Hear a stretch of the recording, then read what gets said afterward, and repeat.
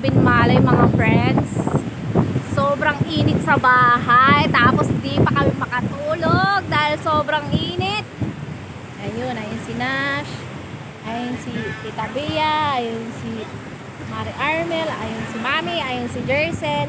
Yung isa nasa duyan. Ito kami ngayon. Oops. Yan. Today is Saturday mga friendly. Welcome to Binmalay Beach. Umuulan pa mga friends. Yan sila. Noy.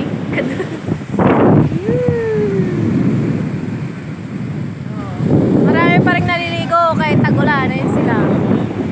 Meron pa doon sa kabila. Doon banda. Ay, yun na si Armel. Mari Bea.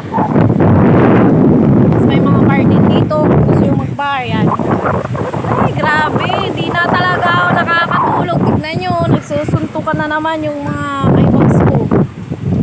Diba? Ay, wow. Maya na.